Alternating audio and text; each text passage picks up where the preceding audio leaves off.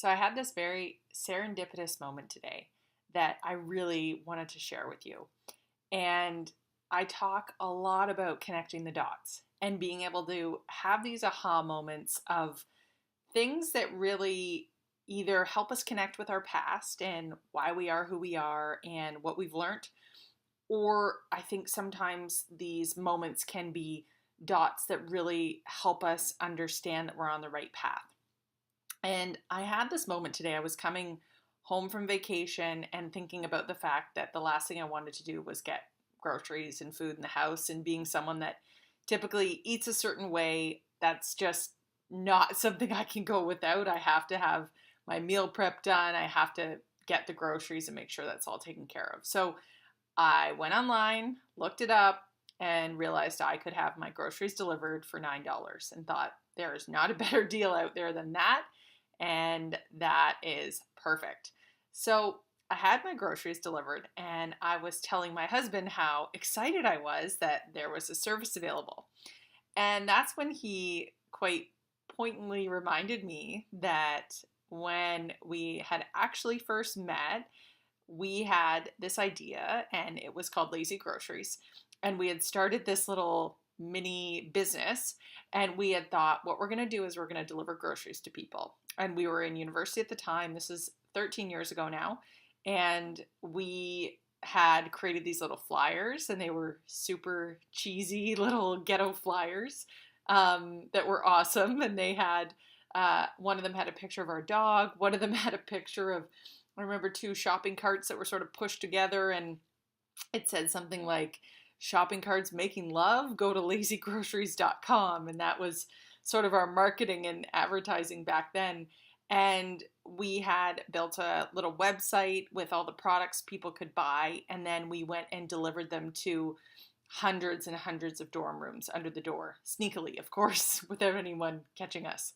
And I remember we only got one order, and it was for two Kirkland dog beds, which, as it turned out, Kirkland was sold out of them. So we really had no sales.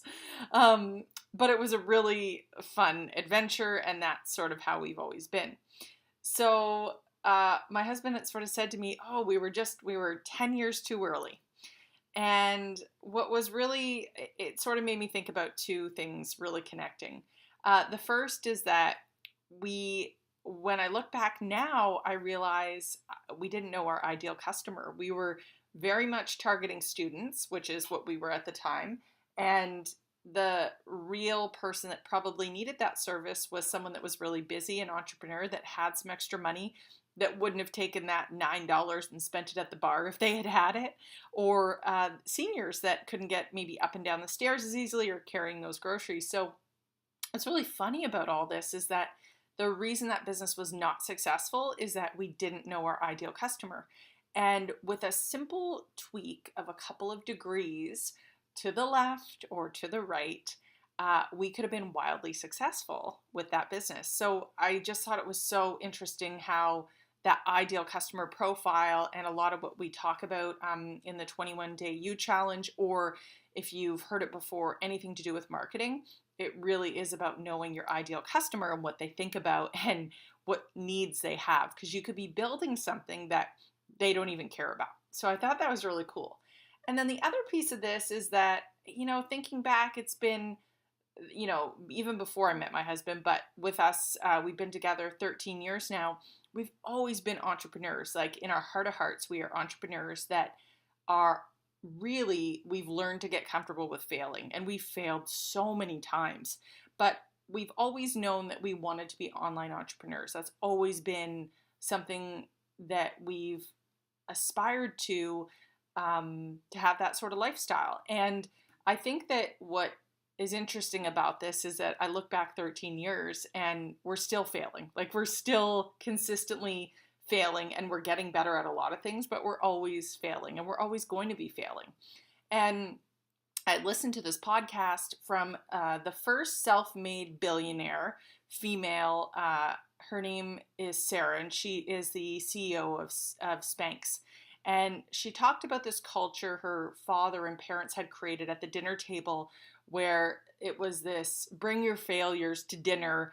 And like, let's give you a high five, let's congratulate you for that, and really make you feel very comfortable with failing. And it's very evident that her success was a part of being very comfortable with failing and not being afraid if something didn't work, comfortable with the uncomfortable. So I think I really just wanted to share that with anyone out there that may be feeling, oh, I'm going through a lot of failures. I really think it's just something that you become more and more comfortable with, knowing that, you know what, you keep swinging. You just keep swinging. And when you do, and you get that 1 degree that you need to get to, you'll hit the nail on the head and your life will be different forever.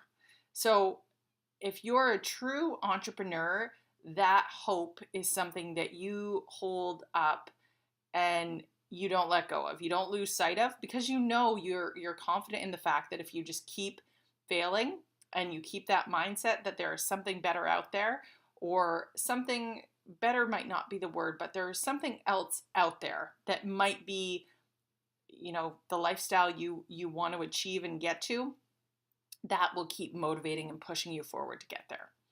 So just some food for thought, and just an aha moment that I thought I would share with all of those out there that have been sharing those aha moments with me.